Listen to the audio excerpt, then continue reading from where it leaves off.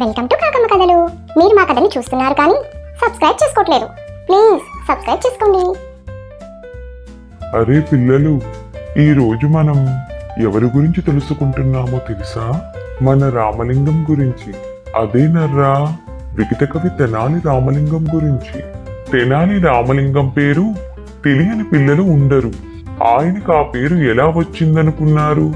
తెనాలిలో పుట్టాడు గనుక తెనాలి రామలింగం అయ్యాడు. ఆ రోజుల్లో తెనాలి చిన్న ఊరు. చిన్నప్పటి నుంచి రామలింగం ఒట్టి చిలిపివాడు. ప్రతి వాళ్ళకి పేర్లు పెట్టేవాడు. అతనికి నదురు బెదురు ఏ కోసాన ఉండేది కాదు.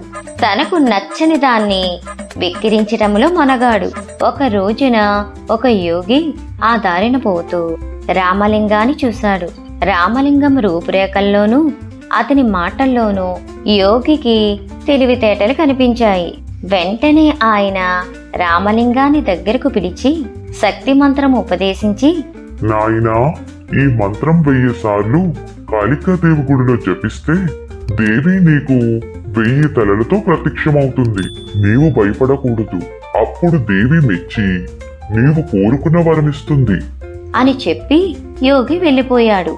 ఒక మంచి రోజు వచ్చిందాకా ఆగి ఆనాటి అర్ధరాత్రి పూట రామలింగం ఒంటరిగా కాళికాదేవి గుడికి వెళ్ళి యోగి చెప్పిన మంత్రం 1000 సార్లు జపించాడు. కాళికాదేవి వెంటనే 1000 తలలతో ప్రత్యక్షమయ్యింది. రామలింగం భయపడలేదు. అతనికి ఏమి తోచిందో ఏమో పక్కున నవ్వాడు. దేవి రామలింగాన్ని ఎందుకబ్బాయి నవ్వుతున్నావు అని అడిగింది.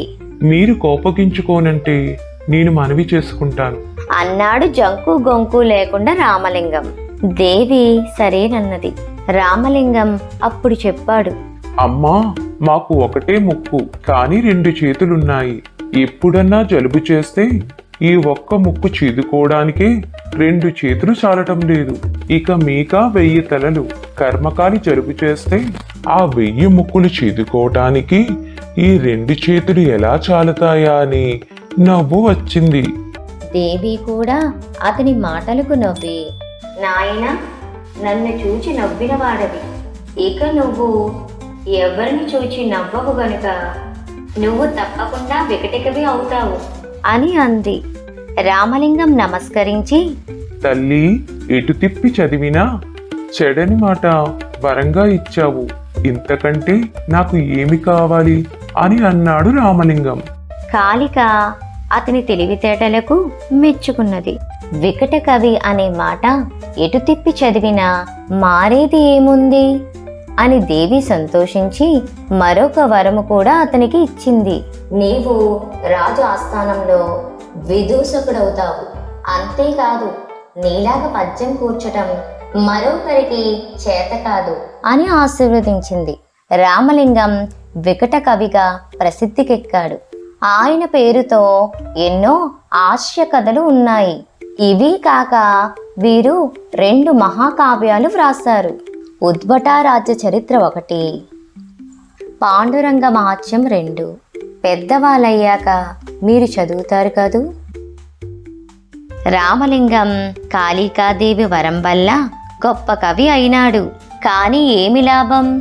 ఆ రోజుల్లో అంత పెద్ద కవులను ఆదరించగలవారు తెనాలి చుట్టుప్రక్కన లేరు. ఒక విజయనగరం మహారాజు కృష్ణదేవరాయలు మాత్రం తెలుగు కవులను ఆదరిస్తూ ఉండేవారు. ఆ సంగతి తెలిసి రామలింగం ఎన్నో కష్టాలు పడి విజయనగరం చేరుకున్నాడు. ఇన్ని ప్రయాసలు పడి చేరుకున్నా రాజుగారి దర్శనం దొరకలేదు. రామలింగం ఆ ఊళ్ళో విచారిస్తే రాయలవారి గురువుగారైన తాతాచార్యుల వారిని పట్టుకుంటే రాజు ఆస్థానంలో సులభంగా చేరవచ్చని చెప్పారు.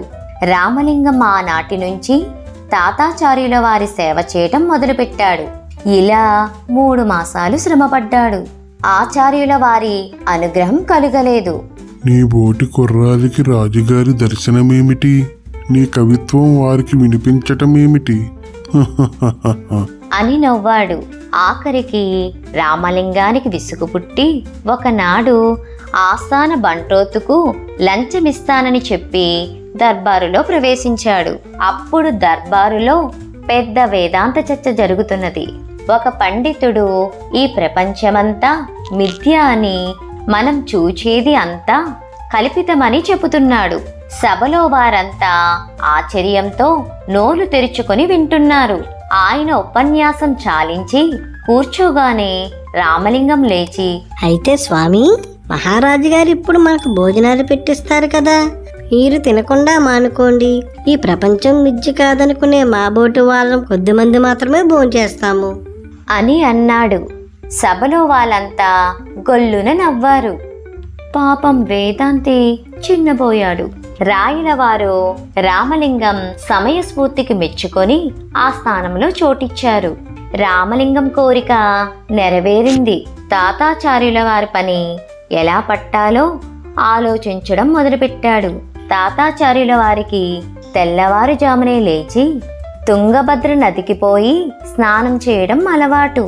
ఈ సంగతి రామలింగం తెలుసుకొని ఒక రోజున తాతాచార్యుల వారు స్నానం చేస్తుండగా గుడ్డలు తీసి దాచాడు.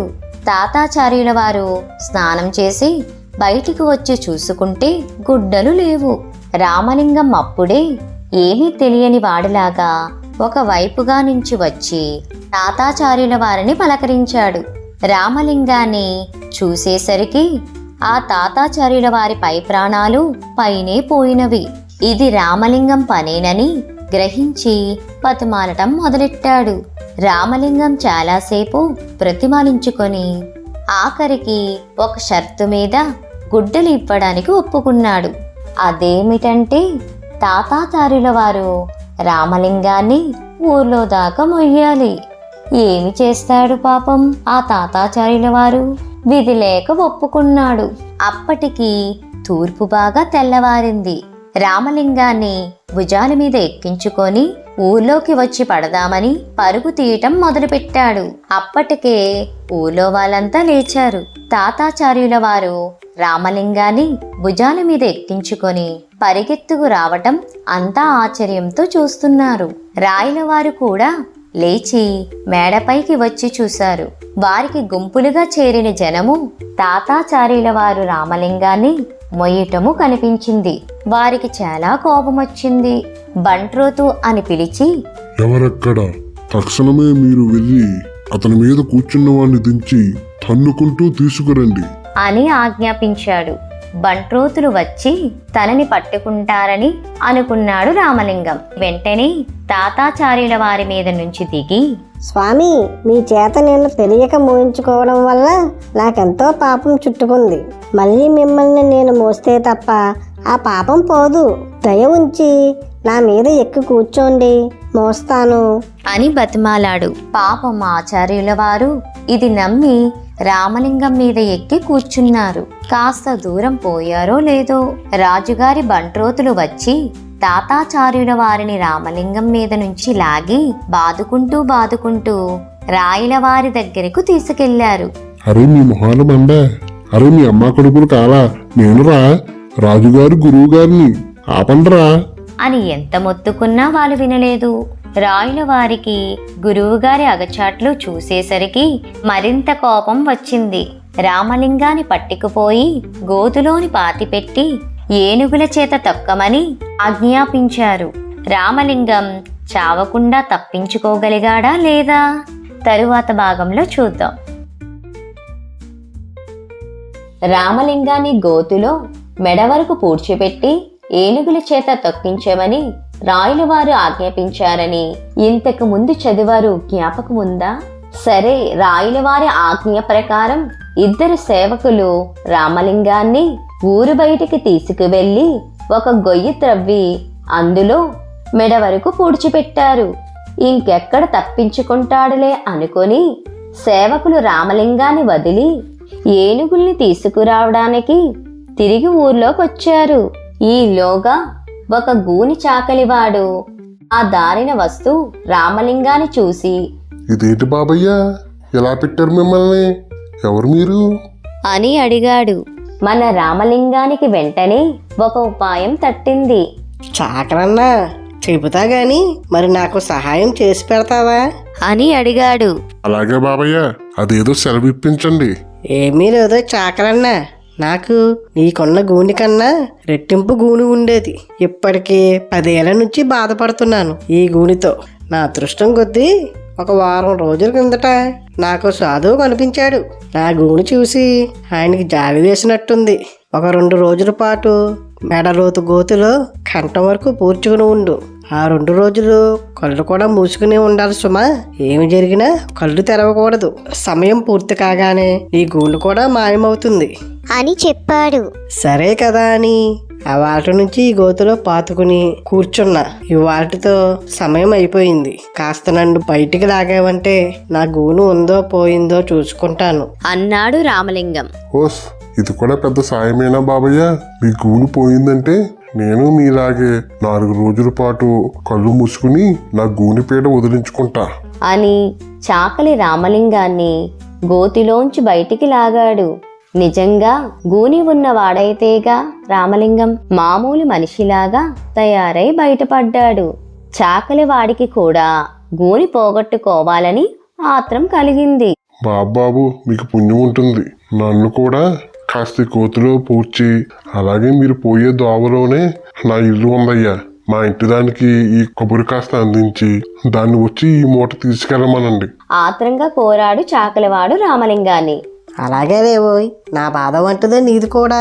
కానీ నువ్వు మాత్రం ఈ వారం రోజులు కళ్ళు తెరవకూడదు.